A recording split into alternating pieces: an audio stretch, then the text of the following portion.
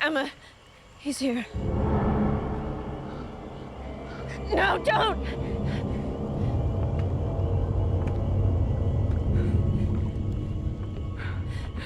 I'm here. Just like you wanted. No more games. No more masks.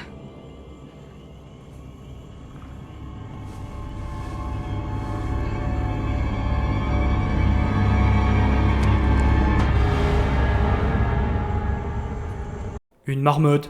Comment ça une marmotte? Mais je suis complètement pété quand j'écris mes scripts moi ou quoi? Ok, petit disclaimer très rapide, c'est votre dernière chance de voir les épisodes ou de revoir ma chronologie avant de vous faire spoiler. Bonne vidéo! Ok, le season finale de Scream saison 1, Scream the TV series. C'est parti. Bonjour à toutes et à tous, mesdames, mesdemoiselles, messieurs, ici TFT avec plus de 230 lignes de script, nom de Dieu. J'espère que vous allez toutes et tous bien.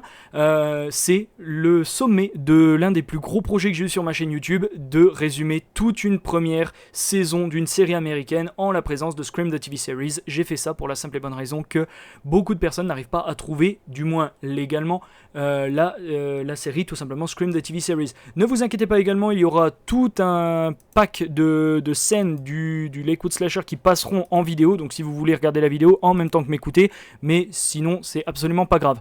Donc comme je le disais, j'ai plus de 200 lignes de script, j'en ai 234, donc ne perdons pas plus de temps, c'est parti. L'épisode commence évidemment avec une grosse panique à la fête, rappelez-vous la sorte de fête d'Halloween dansante là. Emma se rapproche de sa mère, Maggie qui vient d'être appelée, vient d'être informée qu'il y a une victime au poste, donc vous savez le fameux agent de police qui a été éviscéré et pendu par les poignets au barreau que l'on a vu l'épisode passé. Mais la police n'est pas dupe, ils se rendent compte que la scène est fausse et que c'est un coup monté pour inculper Seth. Malgré tout, Seth a disparu, je le rappelle. Maggie part donc, mais ordonne violemment à Emma, j'ai fait une faute dans le script, de rester ici entourée des membres des forces de l'ordre. Plus 10 points pour Maggie qui protège sa fille. Clairement, elle est vraiment dépassée par les événements et elle a pas tort. Piper arrive et conforte Emma, et les deux regardent l'écran où le shérif est en souffrance. Ça a donc l'air d'être un vrai live stream. Kieran reçoit un appel de son côté, Kieran reçoit un appel d'Emma, mais il ne répond pas. Il est en effet dans son 4x4 et il écoute le répondeur, mais tout en faisant ça, on constate qu'il recharge un revolver, le fameux revolver qu'il avait présenté à Emma. Mais concrètement, on ne sait pas où il est. On sait juste que, il a quitté la fête et que, il a très mal pris de s'être fait inculper par Emma. La dernière fois, on va y revenir à la fin de l'épisode. À la fête, Emma rejoint Noah, my boy, qui n'a même pas le temps d'être my boy, puisque lorsque Emma le rejoint, il a déjà remonté le live stream et a trouvé la localisation théorique de l'endroit. Mais Noah soulève une bonne question, où sont Audrey et Brooke ? En effet, les deux n'arrivent pas à les joindre et elles deux ne savent pas du tout ce qui se passe. Donc Audrey s'est fâchée contre Emma à l'épisode précédent, rappelez-vous, et Brooke est complètement perdue. Donc elle est partie picoler chez elle, elle a jeté une sorte de soirée sauvage et du coup, voilà. Brooke picole donc à sa soirée, mais subitement le tueur appelle Emma en lui demandant si, je cite, le spectacle de la soirée lui plaît. Emma répond qu'elle exige que le shérif soit libéré. Le fantôme de Brandon James, j'ai fait une faute, le fantôme de Brandon James s'explique alors. Ce soir, c'est le grand final.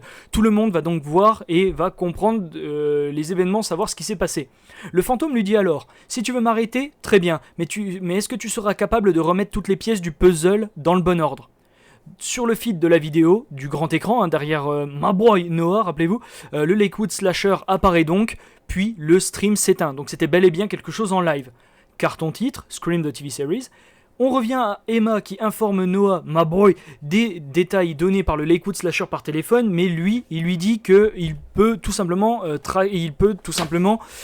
traquer purement et à 100% les appels. Il doit être dans sa boutique de comics. Donc là, il peut théoriquement savoir où il est, mais pour trianguler la position exacte du Lakewood Slasher et donc du shérif par extension, il doit être dans sa boutique de comics, là où il a tous ses PC et tous ses logiciels. Ils s'y rendent donc tous les deux. Malgré tout, ils se font ralentir, stoppés par un des agents de police présents qui dit que personne ne doit sortir de ce bâtiment pour des raisons évidentes. Bien sûr, tout le monde est suspect et tout le monde est en danger quoi qu'il arrive. Sur les lieux du crime, le police attaché au barreau, rappelez-vous, le policier attaché au barreau, Maggie fait ses photos.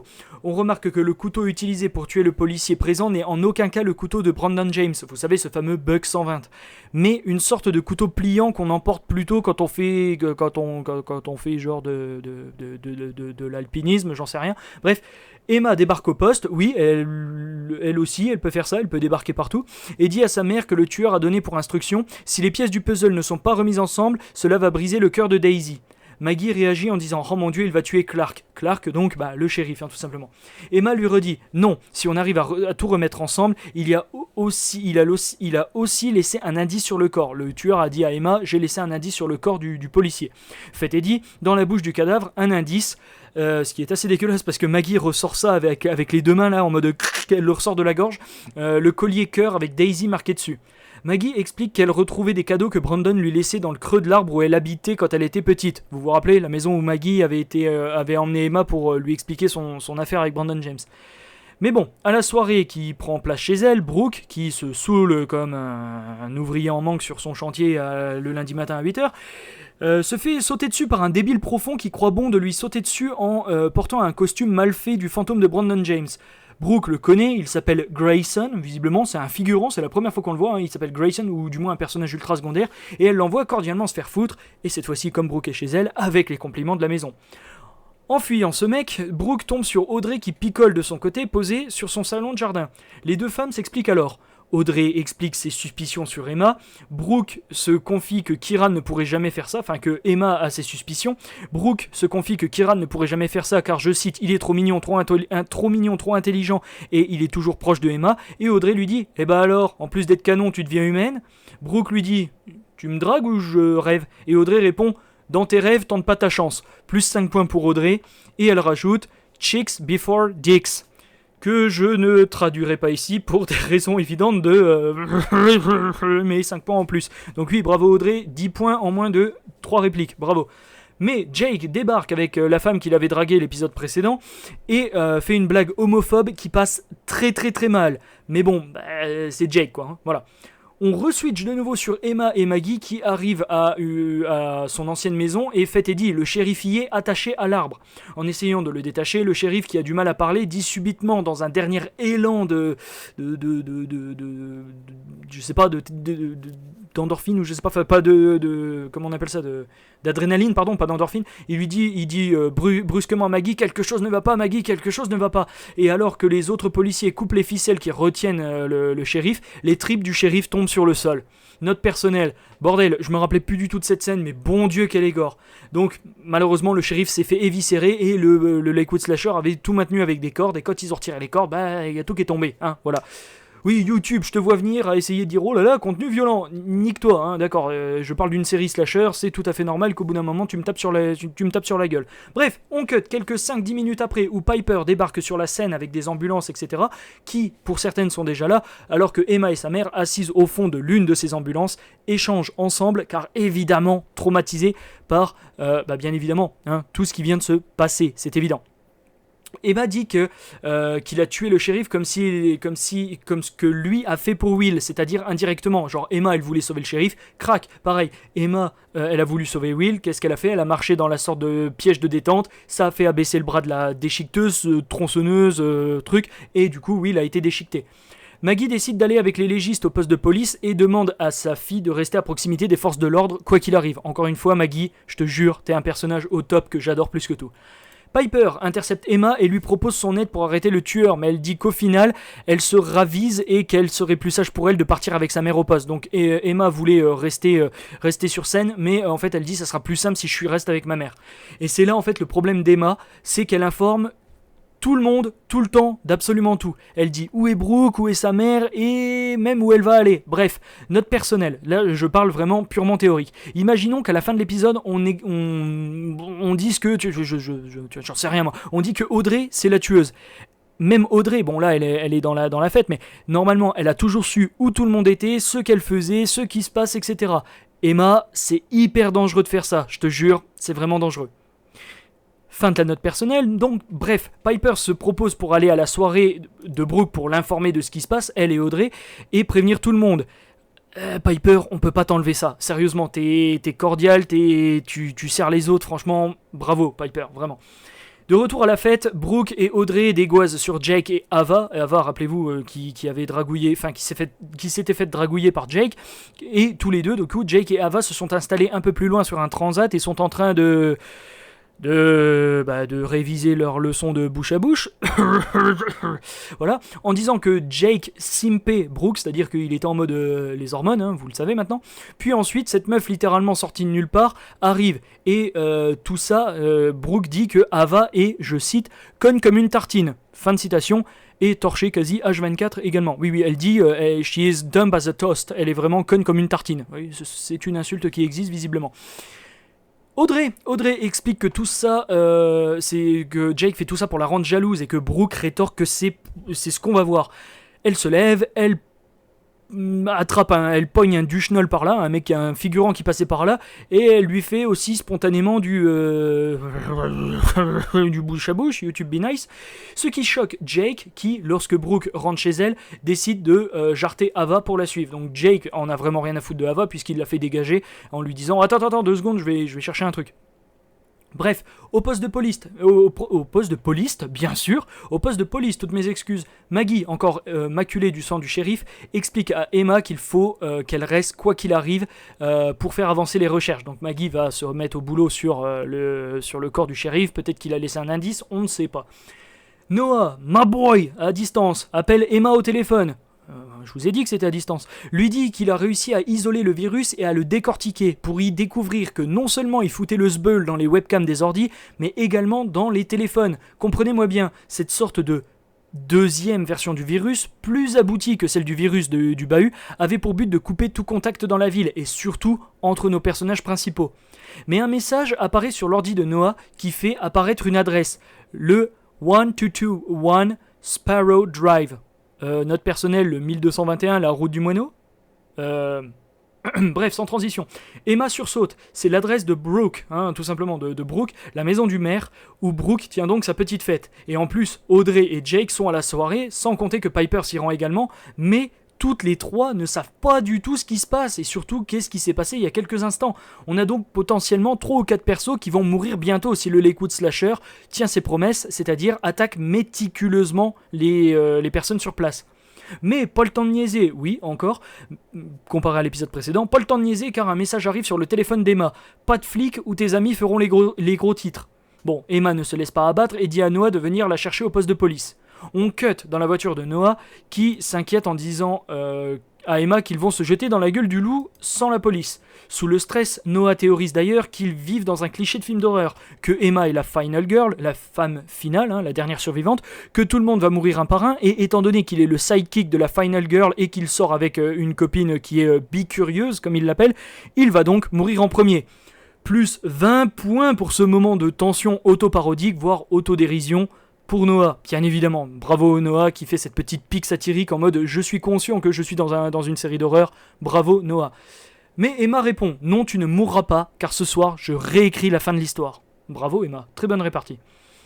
D'un point de vue scénaristique, sinon dire ça alors que ça se passe vraiment, c'est complètement stupide, ça va pas faire avancer les choses. Mais pour la tension de la scène, bravo Emma. De retour à Brooke, seule dans la cave. Elle cherche une bouteille quand Jake lui met la main sur l'épaule avec une musique stressante. C'est un jumpscare qui est très mal mesuré et très mal amené, c'est trop évident, il ne fait pas le taf. Donc loupé ce jumpscare là. Jake vient s'excuser de s'être comporté comme un con jaloux et hyper protecteur, et Brooke s'excuse elle aussi pour l'avoir défié. C'est-à-dire être sorti avoir embrassé un duchnol qui traînait par là juste pour rendre Jake jaloux. Mais évidemment, lui ramène tout à une blague de cul, je vous parle de la lettre, YouTube, be nice, et Brooke, furieuse, lui dit littéralement beat it, si on traduit en québécois, casse-toi, colis. Bon, donc du coup, cut étonnant sur Ava, oui, Ava, la pseudo-faire-valoir en couple de Jake, j'imagine. Première fois qu'on la voit, elle, à 100% à l'écran avec son rôle, parce qu'elle cherche Jake. Elle fouille partout et va aux toilettes, mais il trouve le cadavre violemment égorgé, pas mal gore d'ailleurs, violemment égorgé de Grayson. Rappelez-vous, le blaireau avec le costume mal fait du fantôme de Brandon James. Et elle hurle. Tout le monde débarque pour voir ce qui se passe, et tout le monde se met à fuir, pris de peur. Audrey remarque le mouvement de foule et va voir à l'origine, alors que Ava court pour sa vie sans répondre à Audrey qui lui demande « Mais qu'est-ce qui se passe ? Et alors qu'elle s'approche du lieu, Audrey, le Lakewood Slasher lui saute dessus, l'étrangle, la menace de son couteau, mais elle le regarde droit dans les yeux, droit dans le masque, je sais pas du tout comment on appelle ça, elle le regarde droit fixement et lui dit « What are you fucking waiting for ?» Littéralement, qu'est-ce que t'attends putain ? Et le tueur frappe Audrey, mais à ce moment-là, cut vers un écran noir. Facilité scénaristique que tu nous tiens. Bref, Brooke remonte dans la cave avec 2 bouteilles à la main, une dans chaque main, et remarque en regardant via le patio qu'il n'y a plus personne. Il y a un bruit dans un buisson. Je vous jure que c'est con quand j'écris ce script, mais il y a un bruit dans un buisson. Brooke s'enferme dans la maison, mais bizarrement, oui, j'ai mis plein de i dans mon script, je vous la refais, mais bizarrement, Seth Bronson se jette sur la porte du patio et demande à Brooke de rentrer. Elle, de son côté de la porte, met tous les bloquants de la fameuse porte patio, mais laisse Seth s'expliquer au travers du carreau. Il lui explique, le tueur est venu en prison. Il a en effet planté le garde, le tueur, lui a donné les clés et est parti sans lui faire de mal. Seth est donc sorti de sa cellule. Oui, t'as qu'à faire comme ça, tiens, logique. Enfin bref, Brooke ne le croit pas, merci Brooke, et fuit plus intérieur de la maison, c'est-à-dire une autre série de portes, parce que je vous rappelle, son père c'est le maire, elle est pétée de thunes. Donc la maison, pareil, il y a plusieurs séries de portes, et elle s'enferme à l'intérieur, renfermant de nouvelles portes, et en plus, au cas où le Lakewood Slasher ou Seth ou les deux viendraient à s'infiltrer dans les maisons. C'est pas si con, bravo Brooke. Elle voit Bronson à l'extérieur, mais les lumières se coupent soudainement. Elle les rallume depuis l'intérieur et le tueur est juste derrière le carreau.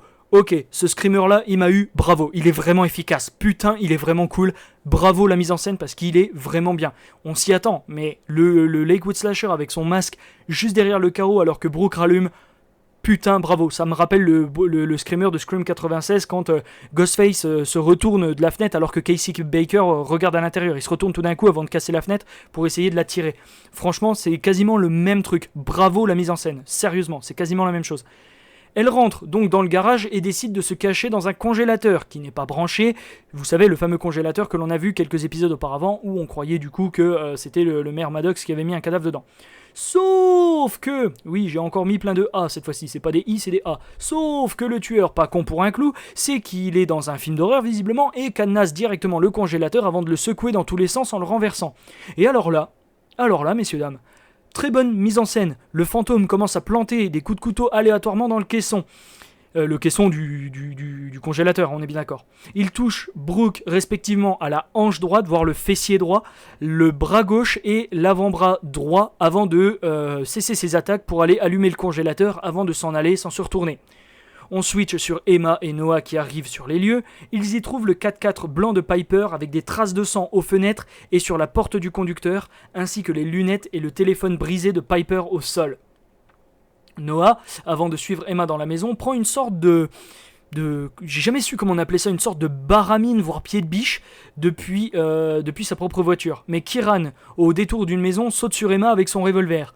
Il le range immédiatement en les voyant tous les deux et demande ce qui se passe. Il dit à Emma que depuis qu'elle l'avait accusé de meurtre, il avait pas trop envie de lui parler, quoi, hein. C'est comme quand vous, en couple, vous êtes accusé de tromper quelqu'un, t'es là, la personne, tant qu'elle est pas calmée, tu peux pas la raisonner. Donc tu te dis, ok, je vais te laisser te calmer dans ton coin, et puis je reviendrai à toi plus tard. Donc fait et dit, Kieran a voulu la rappeler, mais quand il a entendu qu'il y avait du grabuge ici, il est venu, je vais vous expliquer. Emma lui demande ce qu'il fait ici et Kieran répond qu'il a reçu un SMS, dis donc le foreshadowing le plus rapide de l'histoire après la destruction du monde par Twitter.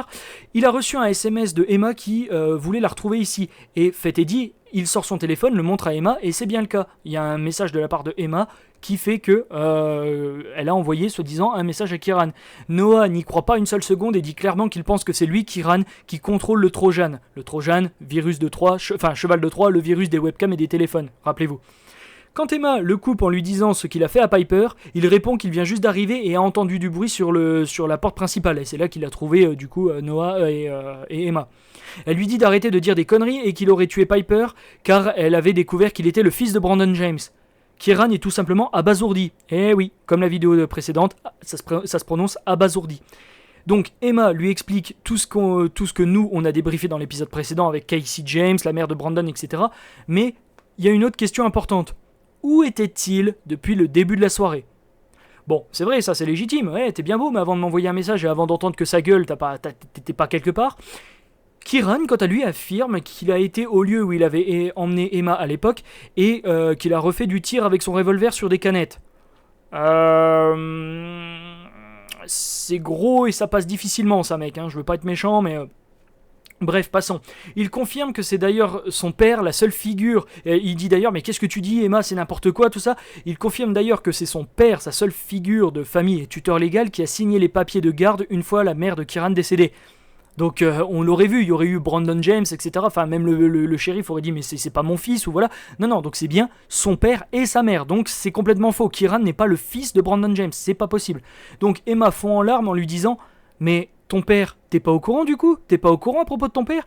Et Kieran s'effondre dans enfin, elle lui dit, et Kieran s'effondre dans le déni. Il ne comprend pas, il a un regard vide, et Emma lui donne tous les détails. Il tend alors le revolver à Emma, le canon vers lui, en lui disant, si c'est le cas, tu m'aides à trouver cet enfoiré et à le buter. Donc il voulait que Emma prenne le revolver.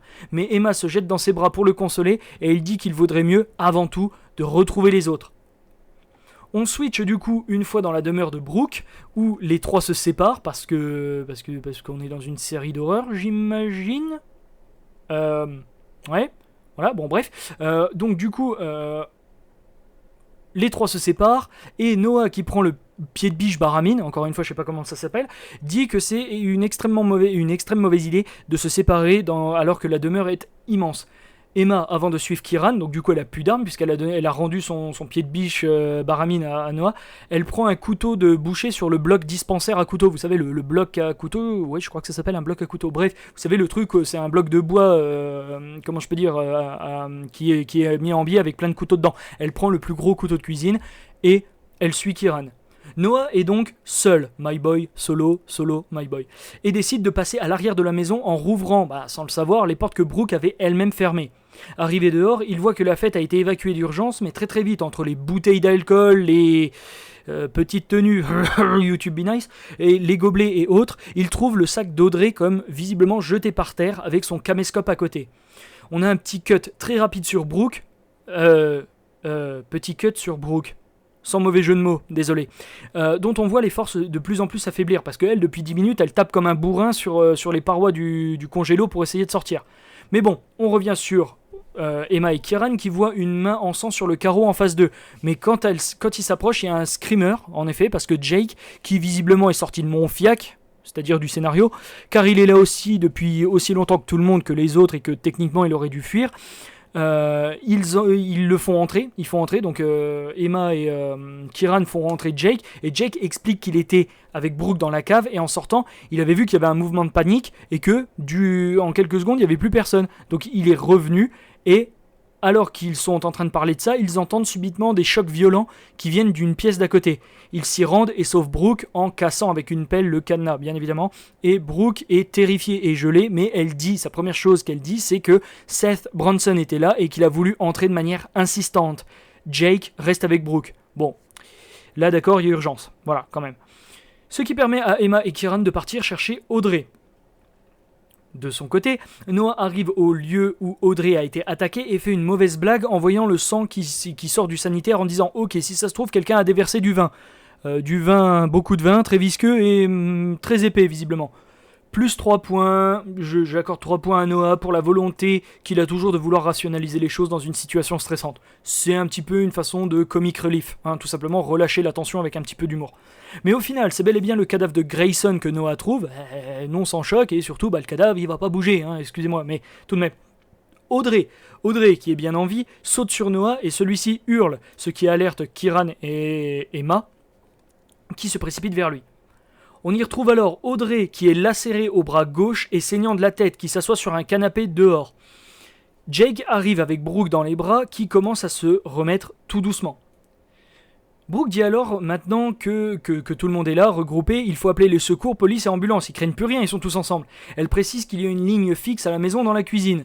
Ce à quoi Jake répond, lui et sa grande gueule, une ligne fixe dans une cuisine? On est où là? En 1996? Et là, pour la première fois de la série, je vais accorder 10 points à Jake, oui, je sais, 10 points, pour cette blague, référence au premier Scream de 96, qui, je vous rappelle, dans cet univers n'existe pas, mais voilà, c'est juste pour dire, on est dans la série Scream, clin d'œil, qui est tiré du film Scream, clin d'œil, donc voilà, encore une fois. Mais Emma va donc téléphoner, Kieran va chercher un kit de soins et confie son revolver à Noah, qui, pris de peur, ne sachant pas l'utiliser, se le fait prendre des mains par Audrey. Donc oui, Kieran donne son revolver, Noah le regarde, il sait pas trop l'utiliser, et Audrey dit donne, je sais y faire avec les armes. Parce que, pourquoi pas. Mais bref, une fois à l'intérieur, Emma se rapproche du téléphone, mais celui-ci se met à sonner. Et évidemment, à l'autre bout du téléphone, c'est pas le Père Noël, c'est le Lakewood Slasher. Emma le taunte en lui disant « Et au final, c'est ça ton final, ta soirée finale ?» Et c'est là où il y a une autre excellente idée de mise en scène. On a un plan serré sur le visage d'Emma, et juste le fantôme de Brandon James siffle entre ses dents « Tu ne m'as pas écouté, je t'ai dit que je commencerai par Daisy et que je finirai par toi. » Et Emma lui demande « Où c'est que tu te caches du coup ?» Et lui répond tout tranquillement « Tu es une fille intelligente, tu vas bien finir par trouver la réponse. » Et là, Emma se rappelle donc de ce que le Lakewood Slasher lui avait dit. Tout commence par Daisy, donc elle en déduit « Tout commence par Daisy. La maison, c'est pas là-bas puisqu'on y est allé. Ensuite, qu'est-ce qui s'est passé ? Daisy était à la maison, et quand elle a rencontré Brandon James, c'était où ? Le ponton. Eh oui, en effet, le ponton où a été tué Brandon James. Il lui dit « Tu as intérêt à venir seul ou les autres mourront. » Alors à partir de ce moment-là, c'est vrai que j'ai pas trop compris. Ils sont tous ensemble et le Lakewood Slasher est tout seul. Oui, menace, j'imagine, sur le moment. Bon, enfin bref, je vais pas trop en réfléchir. Fait et dit, cut quelques minutes plus tard, où Emma arrive au ponton, où elle trouve sa mère assise et ligotée sur la chaise, mais bien consciente. Et va la délivrer avec encore une excellente idée de mise en scène, je vous l'ai montré dans l'introduction. Alors qu'Emma coupe les liens de sa mère, elle fait subitement les gros yeux. Il y a un léger travelling de caméra sur Maggie et elle dit « Emma, il est là ». Contre-champ, le Lakewood Slasher est bel et bien devant les deux femmes, à 3 mètres plus loin. Et du coup... non, sérieusement, vous croyiez vraiment que c'était une marmotte qui était sous le masque ? Mais bien sûr que non, c'est nul autre que...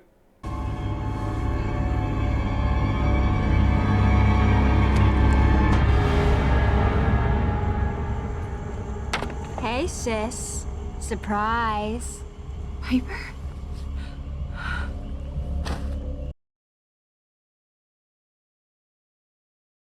Eh oui, c'était bel et bien Piper qui nous explique toute l'histoire. Depuis le début, elle dit tout à Emma. Quand elle s'est confiée devant le café, par rapport à son père, etc. Son père est donc Brandon James, abattu par la police pour une fausse raison. Et du coup, Piper veut venger sa famille en tuant celle d'Emma, qui est donc sa belle-sœur du côté de sa mère. Piper a donc également tué les amis d'Emma pour la faire souffrir et la rendre plus vulnérable. Emma essaye de frapper Piper d'un coup de couteau, mais Piper la slash horizontalement sur le ventre en premier. Maggie avait secoué ses liens pendant ce temps et saute sur Piper, la faisant tomber sur le dos. Mais malgré tout, elle se débat, Piper, et plante Maggie dans le côté gauche, enfin dans la côte gauche, ce qui la fait rouler de douleur sur le côté. C'est compréhensible, hein. Vous avez vu la taille d'un Buck 120, sérieusement ? Ensuite, elle s'attaque à Emma qui se retrouve sur le dos. Piper dit qu'elle a une dernière surprise pour Emma qui, je cite, « que tu ne verras pas venir ». Fin de citation. Elle s'apprête à planter Emma dans le cœur, mais un coup de feu retentit, Piper se prend la balle dans le torse et tombe dans le lac. Au bout du ponton, à l'autre bout, sur terre si vous voulez, au bout du ponton, Audrey avec le revolver de Kieran. Piper ressort de l'eau silencieusement et s'apprête à poignarder Audrey qui s'était rapprochée près de Maggie, etc., donc dans leur dos, mais Emma se retourne, prend le revolver et tire en plein dans le visage de Piper, dont le cadavre part couler dans les profondeurs du lac.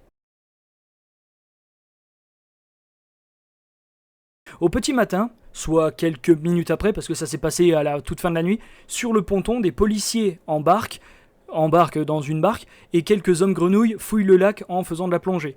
Maggie est emmenée à l'hôpital, Brooke et Jake parlent, disant qu'ils avaient retrouvé Branson ligoté et assommé à l'arrière du pick-up de Piper. Donc, Branson, depuis le début, était innocent. Encore une fois, il a été frame par Piper. Kieran arrive, va voir Emma, et lui dit chaleureusement pour la réconforter « Je t'avais bien dit que ce revolver pourrait s'avérer utile un jour. » Voilà. Fondu au noir, etc., tout le monde s'en sort. Bref, à la fin de cette saison 1, de manière très cliché des séries américaines, vous les connaissez tout autant que moi, on entend Noah en voix off qui présente un podcast qui fait un carton puisqu'il est le survivant des Lakewood Murders, littéralement les meurtres de Lakewood. Alors que l'on voit les personnages tirer un trait sur leur passé... Où est-ce bien le cas ? En effet, on voit plusieurs plans où, notamment, on a Audrey, Kieran, Jake, Seth, et je vais y revenir. On a d'abord Audrey qui consulte un article du Lakewood Chronicle, un journal local, et sort une photo d'elle et une autre photo bien étrange de Brandon James qui a l'air de vraiment, une photo qu'on n'a jamais vue de Brandon James et qui a l'air de bien la déranger. On skip sur Kieran qui vient chercher Emma chez elle et les deux s'embrassent. De son côté, Jake semble supprimer une bonne fois pour toutes tous les fichiers qu'il avait sur tout le monde. Puis enfin, Seth Branson est au poste de police et récupère ses effets en compagnie de son avocat. Il récupère ses clés, son portefeuille, etc. bien sûr. Noah dit quand même, Piper a expliqué tout son plan et Audrey a eu le temps de tout entendre avant de réagir. Mais une question reste en suspens.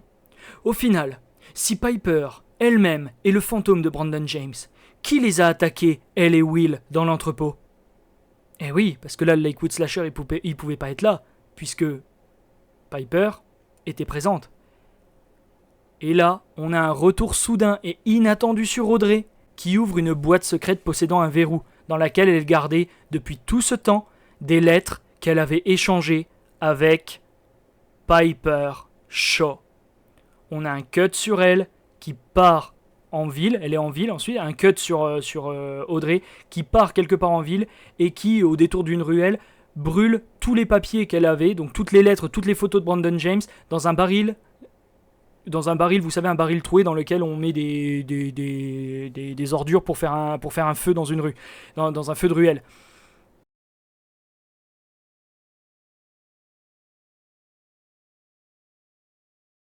Et c'est comme ça que se termine la saison 1 de Scream the TV Series. Alors, au final, je vous laisserai en débattre dans les commentaires, mais on a vraiment un coup de poing final avec ce reveal. Je ne vais pas faire de notes pour cet épisode, je ne vais pas lui faire une critique de oui ça s'est bien passé, oui ça s'est pas bien passé, parce que je l'ai fait quand je l'ai jugé bon dans l'épisode. Mais voilà qui termine pour cette saison 1 de Scream the TV Series. Mais est-ce qu'il n'y avait pas un deuxième ou peut-être même un troisième tueur? C'est même sûr maintenant, puisque encore une fois avec la scène de l'entrepôt qui n'a choqué visiblement personne, sauf Noah, qui a attaqué Piper déguisé en Lakewood Slasher.